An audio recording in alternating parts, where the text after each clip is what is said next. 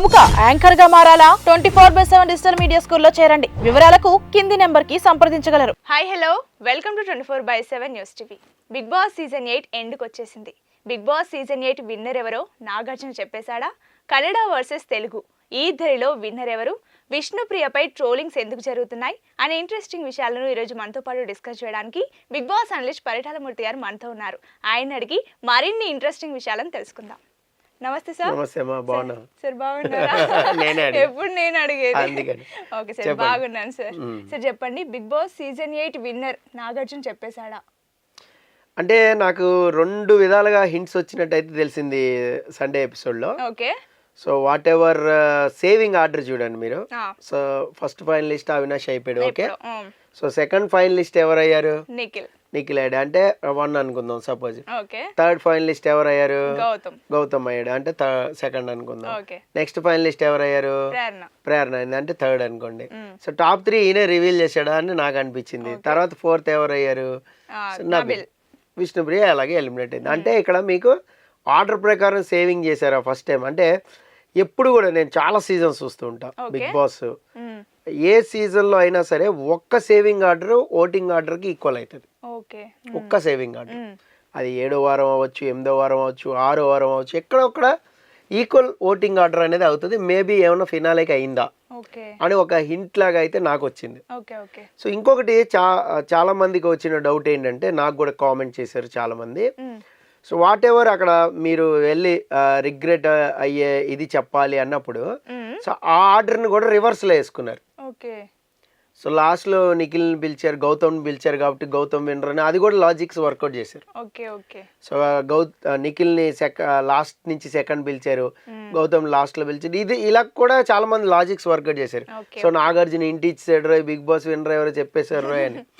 అయితే ఇదంతా ఎజంప్షన్ చేసుకుని మనం ఏదో గెస్ వర్క్ చేసుకోవడం తప్ప నిజంగా రియల్గా ఇంటి ఇచ్చినట్టయితే ఏం లేదు. మామూలుగానే ఆయన మాట్లాడాడు, ఇది చేశాడు. అయితే ఒక డైలాగ్ వేశారు. సో ఇక్కడ నిఖిల్ ప్రేక్షకులకి చెప్తున్నప్పుడు, సో ఇలాగా తెలుగు ప్రేక్షకుల అభిమానం నేను చూసుకోవాలంటే ఇక్కడ భాష ఏమి ఉండదు, ఏ భాష అయినా సరే తెలుగు ప్రేక్షకులు ఆదరిస్తారనే స్టేట్మెంట్ ఒకటి ఇచ్చారు. చాలా మంది బయట వాళ్ళ లెక్క చూశారు అది ఇది మాట్లాడితే నాగార్జున దానికి మంచి కౌంటర్ వేశారు. సో భాష అనేది ఏమి ఉండదు మా ఆడియన్స్ కన్నారు, అదే అన్నారు. అంటే ఏంటి, ఒక రకంగా హింట్ ఇచ్చారా ఏమన్నా? కన్నడ వాళ్ళు విన్ అయిన ఇక్కడ కూడా జరుగుతుంది మగప్ అనేది, ఇది కూడా హింట్ లాగానే అనుకుంటున్నాను. అక్కడ ఉన్న ఆడియన్స్ కి అడ్రస్ చేశారు, ఇటు తిరిగి ఆడియన్స్ తోనే మాట్లాడారు. సో ఆడియన్స్ కూడా చప్పట్లు కొట్టారు దాన్ని. అంటే ఇప్పుడు ఆడియన్స్ కూడా ఉంది ఏంటంటే ఇక్కడ కన్నడ తెలుగు అనే ఫీలింగ్ లేదు. సో మామూలుగా ఏదైతే అయిందో ఆ ఫీలింగ్ లో హింట్ అనేది ఏదైతే ఇచ్చారో భాష పరంగా కూడా చెప్పేశారు.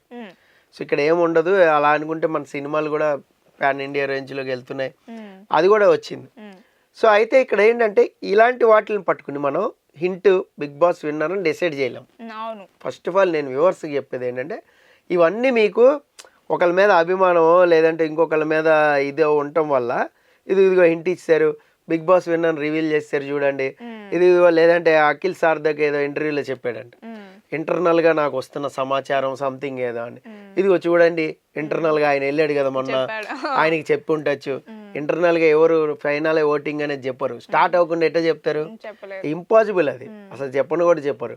అలాగే విష్ణుప్రియకి ముందే తెలుసా విన్నర్ ఎవరో, చూడండి కావాలంటే నబిల్ క్యాష్ ప్రైజ్ తీసుకుని బయటకు వచ్చేస్తాడు, లేదంటే అవినాష్ ఒకవేళ ముందు ఎలిమినేషన్ అవ్వకుండా ఉంటే అవినాష్ క్యాష్ పట్టుకుని బయటకు వచ్చేస్తాడు. ఇలాంటివి జరుగుతూ ఉన్నాయి కొన్ని, అంటే హింట్లు అనుకోండి, వాట్ ఎవర్ ఏదైనా అనుకోండి. అయితే ఇక్కడ మనం ఓవరాల్ గా మాట్లాడుకోవాల్సింది ఏంటంటే విన్నింగ్ ఓటింగ్ గురించి మాట్లాడుకోవాలి. మీరు విన్నర్ ఎవరో అడిగారు కాబట్టి విన్నింగ్ ఓటింగ్ గురించి మనం మాట్లాడుకున్నట్లయితే, వాట్ ఎవర్ ఇన్ని వారాలుగా జరిగిన సినారియోస్ ఏవైతే ఉంటాయో, ఎపిసోడ్స్ కానీ, టాస్క్లు కానీ, గొడవలు కానీ, ఎమోషన్స్ కానీ, వాట్ ఎవర్ అవన్నీ కూడా క్యాల్కులేట్ చేసుకుని ఓటేసే వాళ్ళు ఒక వర్గం ఉంటారు. అంటే 24 hours. నాకు ఒక కామెంట్ చేశాడు ఒక ఆయన, నేను 15 వారాలు నాన్ స్టాప్గా నేను ఒక్క సీన్ కూడా మిస్ అవ్వకుండా లైవ్ చూస్తానే ఉన్నా సార్ అని. సో మీకు చాలా ఓపిక ఎక్కువ, మీరు బాగా బిగ్ బాస్ లవర్. ఈవెన్ నేను కూడా చూడలేకపోయా కొన్ని రికార్డ్ పెట్టుకున్నాం లైవ్లు, కొన్ని ఏమో మనం ఇలా డిస్కషన్లో ఉన్నప్పుడు లైవ్ మిస్ అవుతాం. సో అదంతా రికార్డ్ అవుతుంది, వెళ్ళి కొంచెం ఫార్వర్డ్లో చూడటం. ల్యాగ్లు ఎక్కువ ఉంటాయి లైవ్లో. ఏంటంటే ఇప్పుడు డిష్ వాషింగ్ సౌండే జిష్ జిష్ జిష్ అని చెవిలో మన నిద్రపోయినా అదే వస్తుంది అనమాట. లేదంటే వాళ్ళు బట్టలు మడత పెట్టడము, లేదంటే వాళ్ళు నిద్రపోతున్నప్పుడు వాళ్ళు గుసగుసలు ఆడుకుంటారేమో అని వెయిట్ చేయడం, లేదంటే వాళ్ళు వాష్రూమ్ దగ్గర ఎక్కువసేపు ఉంటుంది కెమెరా. వాళ్ళు భరత పెడతాం, స్నానంకి వెళ్ళటం, స్నానం నుంచి రావడం, వంట వండుకోవడం, కిచెన్ గిన్నెల సౌండ్ డగ్గ డగ్గ డగ్గ అని ఇదే ఎక్కువ ఉంటుంది లైవ్లో. వాట్ ఎవర్ సీన్ వైజ్గా కూడా చేసి ఇవ్వట్లా. నేనేంటంటే యాక్చువల్గా హాట్స్టార్లో కానీ వేరే చోట కానీ అసలు లైవ్ని సమ్మరే కూడా చేయొచ్చు, లైవ్ సమ్మరే చేసి కూడా ఇవ్వచ్చు. మరి అంత ల్యాగులు చూడడానికి కూడా ఎవరు ఇష్టపడరు. ఇప్పుడు లైవ్ 24 hours లైవ్ అని కళ్ళనీళ్ళు తోడడానికో లేదంటే వేరేదానికో కాకుండా వాట్ ఎవర్ ఇలాగ ఆర్గ్యుమెంట్స్ జరిగేటప్పుడు మీరు లైవ్లో కూడా చూపించిన జర్నీలో చూపెడుతున్నారు. ఇప్పుడు నిన్న విష్ణుప్రియ అది చూస్తుంటే మీకు లైవ్లో ఎక్కడా లేదు, అది మీరు ఇక్కడ చూపెట్టారు. అంతెందుకు మీకు ఒక ఎగ్జాంపుల్ చెప్తా. ఓంకార్ వచ్చాడు కదా, ఓంకార్ అనే హౌస్లోకి వచ్చాడు. ఓకే, సో ఆయన వచ్చినప్పుడు గౌతమ్ని అప్రిషియేట్ చేశారు, అది రాలా. నబీల్ని అసలు ఒక రేంజ్లో పొగిడాడు. నువ్వు అసలు సెలబ్రిటీ ఫేమ్ లేదు, నువ్వు అసలు ఒక వరంగల్ కుర్రాడిగా నువ్వు చిన్న చిన్న వీడియోలు చేసుకుంటూ షార్ట్ ఫిలిమ్స్ చేసుకుంటూ నీ అంతటి నువ్వు ఎదిగావు, నిన్ను అసలు అప్రిషియేట్ చేయాలి, నీకు నా హ్యాట్స్ ఆఫ్ అని ఎంత చెప్పాడు. ఇది లేదు, ఇది కట్ చేశారు. అంటే ఇది లైవ్ ఫాలో అయ్యే వాళ్ళకి తెలుస్తుంది. ఎస్, లైవ్లో ఓంకార్ అని ఇది చెప్పాడు. బట్ సాటర్డే ఎపిసోడ్లో ఎవరైనా వచ్చారనుకోండి, సపోజ్ గెస్ట్లు కానీ లేదంటే సాటర్డే ఎపిసోడ్లో వాళ్ళకి డిస్కషన్ జరిగినాయి అనుకోండి, ఇది లైవ్ ఇవ్వరు. మీరు ఎప్పుడు లైవ్ ఇస్తున్నారు? మండే నుంచి ఫ్రైడే వరకే లైవ్ నడుస్తుంది. సో ఫ్రైడే ఎండ్ అయిపోద్ది, మళ్ళీ ఎప్పుడో సండే నాగార్జున బై బై చెప్పాక మీరు ఇది చేసుకుంటారు, ఏది మళ్ళీ రిజ్యూమ్ చేసుకుంటారు లైవ్ని. సో ఇలా కాకుండా నేననేది ఏంటంటే సమ్రే వాట్ ఎవర్ సమ్రేస్ ఉంటాయో వాటిని లైవ్ టెలికాస్ట్ ఇస్తే నష్టమే లేదు కదా.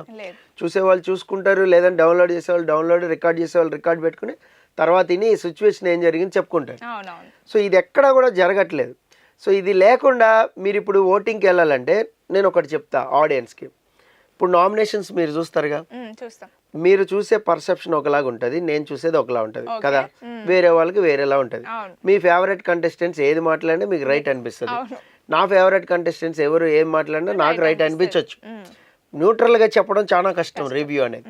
సో మన ఫేవరెట్ కంటెస్టెంట్ తప్పు చేసినా చెప్పగలిగి ఉండాలి, అది న్యూట్రలైజ్ చేయడం. సో ఇది ఒప్పుకుంటారు కదా. అలాగే ఇంకొకటి చెప్తే చూడండి, మీరు టెలికాస్ట్లో నామినేషన్స్ చూస్తే మీ పర్సెప్షన్ ఒకలా ఉంటుంది, లైవ్లో నామినేషన్ ఆర్గ్యుమెంట్ చూస్తే మీ పర్సెప్షన్ మారిపోద్ది. ఇప్పుడు విష్ణుప్రియ పాయింట్ తప్పు అన్నోళ్ళు మీరే విష్ణుప్రియ పాయింట్ కరెక్ట్ అంటారు లైవ్ చూసి. అంటే అంత లంబచోరు ఉంటుంది వాళ్ళిద్దరి మధ్యలో ఆర్గ్యుమెంట్. ఇక్కడ ఎంత షార్ట్ అండ్ స్వీట్ వేస్తే సిల్లీ నామినేషన్ చేస్తుంది నాన్ సెన్స్ అంటాం. బట్ లైవ్ చూస్తే అరే మంచి పాయింట్లు పట్టిందిగా, ఈ ఎందుకు టెలికాస్ట్ చేయలేదు అనిపిస్తుంది. అందుకే నామినేషన్స్ కానీ వేరే ఆర్గ్యుమెంట్స్ కానీ లైవ్లో చూసిన తర్వాతే ఒక డిసైడ్కి వచ్చి దాన్ని ఆడియన్స్ ముందు పెడతా. అప్పుడప్పుడు ఆడియన్స్ నాతో ఏకీభవించరు, అదేంటి సార్ మీరు సిల్లీ రీజన్ అని చెప్తారు, సిల్లీ రీజన్ అది సూపర్ రీజన్ అని ఎందుకు చెప్తారు, మీరు టేస్టీ తేజ అని ఒకసారి అడిగారు నన్ను. బాబు టేస్టీ తేజ 4-5 చెప్పాడు, మీకు 2 టెలికాస్ట్ చేశారు. అక్కడ ఆర్గ్యుమెంట్లో నిఖిల్ ఆర్గ్యుమెంట్ చేశాడు, నిఖిల్ ఆర్గ్యుమెంట్ చేసినప్పుడు నీ తప్పే అని ఒప్పించంటే వాళ్ళు కౌంటర్ అటాక్ చేశారు తప్ప అక్కడ నిఖిల్ ఏమి వ్యంగ్యంగా చేయలేదు తేజని.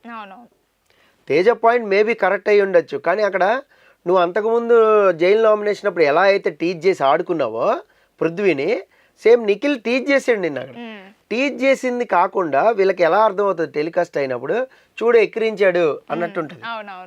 ఎక్కిరించడం వేరు, టిట్ ఫర్ టాట్ చేయడం వేరు, టీచ్ చేయడం వేరు. అంటే ఇప్పుడు నువ్వు అన్నదే తీసుకొచ్చి నేను చెప్పాను అనమాట. ఇప్పుడు మూసుకుని కూర్చో అన్నాడు, సపోజ్ నువ్వు మూసుకుని నొక్కు అన్నాడు, దీనికి ఏం టిట్ ఫర్ టాట్ ఇది. ఫస్ట్ నువ్వు అన్నావు, నీ కౌంటర్గా నేను అన్నా.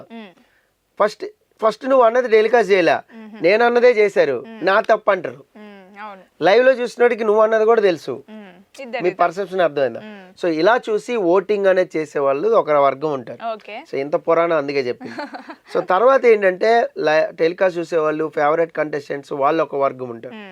బిగ్ బాస్ చూసే వాళ్ళందరూ ఇలా ఉంటే బిగ్ బాస్ చూడని వాళ్ళు ఉంటారు. ఇప్పుడు వీళ్ళకి ఏంటంటే ఒక ఫీలింగ్ వస్తుంది, సో మా కంటెస్టెంట్ గెలవాలి, లేదంటే పలానా వాళ్ళు మనకు తెలిసిన వాళ్ళు, లేదంటే పలానా వాళ్ళు మనకు ప్రమోట్ చేస్తారు, లేదంటే పలానా వాళ్ళకి ఇది ఉంది, సెలబ్రిటీలు ఫాలోవర్స్ ఎవరైనా ఉండొచ్చు, పవన్ కళ్యాణ్ ఫ్యాన్స్, లేదంటే జూనియర్ ఎన్టీఆర్ ఫ్యాన్స్, లేదంటే వేరే వేరే ఫ్యాన్స్, ఇలా కొట్టేస్తూ ఉంటారు. వాళ్ళు చూడరు. అంతెందుకు కన్నడీకులే ఉన్నారు, కన్నడీకులు తెలుగు బిగ్ బాస్ చూడరు, అయినా కూడా మన వాళ్ళు ఉన్నారని కొట్టే వాళ్ళు ఉంటారు.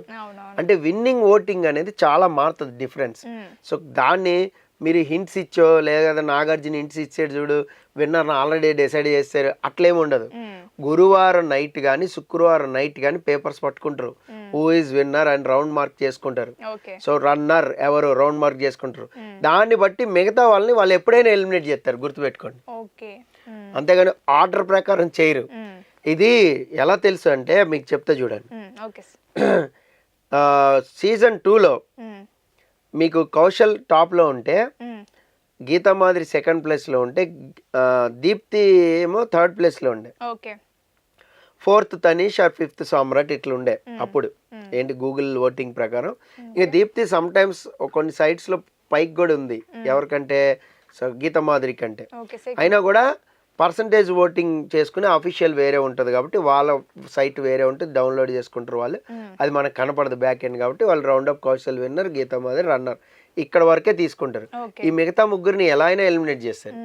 అట్లయితే దీప్తిని 4th ప్లేస్ లో పంపారు, తనీష్ని 3rd ప్లేస్ లో పంపారు. సో ఇక్కడ ఏంటంటే టాప్ 1 2 3 4 5 ఇలాగే ఎలిమినేట్ చేయాలని లేదు. సో ఎలిమినేషన్ అనే రౌండే వాళ్ళ ఇష్టం. సో ఇక్కడ కూడా అవినాష్ లిస్ట్ లో ఉన్నాడు అనుకుందాం సపోజ్. సో అవినాష్ లిస్ట్ లో ఉంటాడు అనుకునేదే లేదు, ఎందుకంటే ఆల్మోస్ట్ ఎలిమినేషన్ దగ్గరికి వెళ్ళిపోయి వచ్చాడు కాబట్టి. సో లిస్ట్ లో ఉన్నాడు అనుకుందాం. తర్వాత మీకు ఎవరైనా ఉన్నారు అనుకుందాం, so Prerana or Gautham or Nabeel ఎవరైనా. సో వాళ్ళల్లో ఎవరినైనా కూడా ముందు ఎలిమినేట్ చేసే ఛాన్స్ ఉంటుంది విన్నర్ రన్నర్ డిసైడ్ అయినప్పుడు. సో అలాగా హింట్స్ ఇచ్చారు నాగార్జున, విన్నర్ ఎవరో తెలిసిపోయింది మాకు అనేది ఉండదు. సో ఫ్రైడే వరకు ఓటింగ్ చూడాల్సిందే, ప్రతిరోజు మనం ఓటింగ్ గురించి చర్చిద్దాం. సో ఇక్కడ హింట్స్ అనేది ఏం రాలేదు, దాన్ని బట్టి పబ్లిక్ ఒక ఎజంప్షన్కి అయితే రావద్దు. Okay sir.